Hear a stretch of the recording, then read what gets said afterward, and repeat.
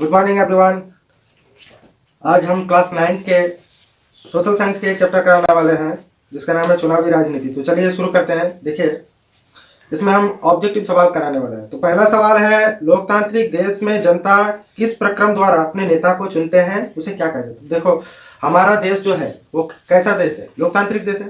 भारत देश कैसा देश है? लोकतांत्रिक। यानी यहाँ नेता को वोट के द्वारा, जनता के वोट के द्वारा चुना जाता है, यानी लोकतांत्रिक देश है। तो वही सवाल है कि लोकतांत्रिक देश में जनता को जिस प्रक्रम के द्वारा चुना जाता है उस प्रक्रम को क्या कहलाता है? चुनाव कहलाता है। क्या कहलाता है? चुनाव। ठीक है। दूसरा सवाल है, भारत में लोकसभा चुनाव कितने सालों के अंतराल में होता है? ये तो एकदम आसान सा सवाल है। भारत में लोकसभा चुनाव यानी प्रधानमंत्री किस सभा के चुनाव के द्वारा होता है? लोकसभा चुनाव के द्वारा प्रधानमंत्री को बनाया जाता है। ठीक है, या प्रधानमंत्री को निर्वाचित किया जाता है। तो लोकसभा चुनाव प्रत्येक 5 साल के अंतराल में होता है। 2019 में हुआ था, फिर 2024 में लोकसभा चुनाव होगा। ठीक है, कितने सालों के अंतराल में लोकसभा चुनाव होता है? 5 सालों के अंतराल में। फिर सवाल है, भारत में विधानसभा चुनाव कितने सालों के अंतराल में होता है? विधानसभा चुनाव के द्वारा राज्य के मुख्यमंत्री को निर्वाचित किया जाता है। विधानसभा चुनाव के द्वारा राज्य के मुख्यमंत्री का निर्वाचन होता है। ठीक है, तो विधानसभा चुनाव भी कितने सालों के अंतराल में होता है? 5 साल। हर 5 साल के अंतराल में होता है। ठीक है।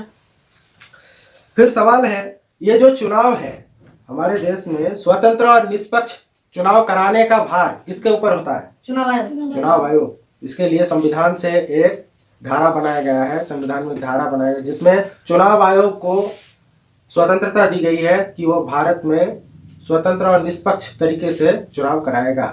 तो भारत में चुनाव कराने का उत्तरदायित्व किसके ऊपर होता है? चुनाव आयोग के ऊपर। ठीक है। किसी भी राजनीतिक दलों को मान्यता देना चुनाव आयोग का अधिकार होता है।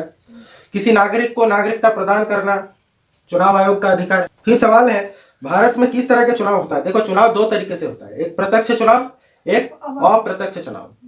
प्रत्यक्ष चुनाव यानी नेता के सामने खड़े होकर, नेता जितने नेता वोट में खड़े हुआ है वो सब सामने खड़ा हो जाएगा और जनता उसके सामने आकर हाथ उठाएगा और वोट दिखाएगा कि हम इसको चुनते हैं, हम इसको चुनते हैं। यानी हर एक आदमी समझ पाएगा कि ये किसको वोट दे रहा है। तो वो हो गया प्रत्यक्ष चुनाव। ठीक है। और अप्रत्यक्ष चुनाव यानी हमारे देश में जो तरीका है, ईवीएम मशीन को एक किसी दूसरे जगह पर रखा जाता है, लोग वहां जाकर चुपचाप वोट दे देते हैं। बाहर के लोगों को किसी को भी मालूम नहीं होता है कि वह किसको वोट दिया। तो ये हो गया अप्रत्यक्ष चुनाव। समझ में आ रहा है? तो भारत में किस तरह का चुनाव होता है?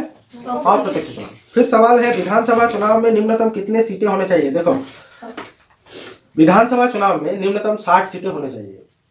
विधानसभा चुनाव में निम्नतम कितने सीटें होने चाहिए? 60 सीटें होने चाहिए। और अधिकतम 500 सीटें होनी चाहिए। विधानसभा चुनाव में अधिकतम 500 सीटें, निम्नतम 60 सीटें। यानी राज्य के जिस वोट के द्वारा एमएलए को चुना जाता है, मुख्यमंत्री को चुना जाता है, उस वोट को विधानसभा वोट कहलाता है। ठीक है। तो विधानसभा वोट में एमएलए की संख्या निम्नतम कितने होने चाहिए? 60, अधिकतम 500। ठीक है। फिर सवाल है, चुनाव जीतने वाली पार्टी क्या बनती है? तो एकदम आसान है, जो पार्टी चुनाव जीतता है तो ये क्या बनाता है? सरकार बनाता है। ठीक। फिर सवाल है, जो लोग वोट डालते हैं उसे क्या कहा जाता है? देखो, जब वोट होता है तो हम सब जाकर वहां वोट देते हैं बूथ में। तो हम सब क्या है? मतदाता या वोटदाता। ठीक है। राजनीति पार्टियों को कौन मान्यता देता है? देखो, जितने भी भारत में राजनीतिक पार्टियां हैं इन सबको कौन मान्यता दिया है? चुनाव आयोग। और भविष्य में और भी बनने वाले हैं, तो इसे कौन मान्यता देगा? चुनाव आयोग। फिर सवाल है, चुनाव के उद्देश्य से देश को अनेक क्षेत्रों में बांट लिया गया है, इस क्षेत्र को क्या कहता है? देखो, वोट कराने के लिए देश को छोटे छोटे क्षेत्रों में, सुचारू रूप से वोट कराने के लिए देश को अनेक क्षेत्र में विभाजित कर दिया गया है, छोटे छोटे टुकड़ों में विभाजित कर दिया गया है। इन छोटे छोटे क्षेत्र को क्या कहा जाता है? चुनाव क्षेत्र कहा जाता है। ठीक है। इन छोटे छोटे क्षेत्र को क्या कहा जाता है? चुनाव क्षेत्र या निर्वाचन क्षेत्र। फिर सवाल है कि हमारे देश में लोकसभा चुनाव के लिए कितने निर्वाचन क्षेत्र में बांटा गया? हमारे देश को लोकसभा चुनाव के लिए कितने क्षेत्रों में बांटा गया है? 543 क्षेत्रों में बांटा गया है। और फिर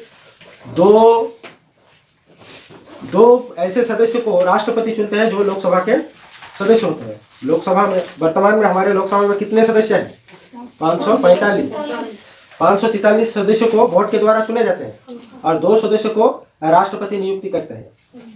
एंग्लो इंडियन सदस्य कहलाते हैं उन लोगों को, ठीक है, जो भारत में बड़ा कुछ किया है शांति के लिए या विकास के लिए, उन लोगों को राष्ट्रपति चुनते हैं। ऐसे कितने सदस्य को चुनते हैं? 2 सदस्य को। राज्यसभा में ऐसे 12 सदस्यों को चुनते हैं राष्ट्रपति। समझ में आया? हाँ,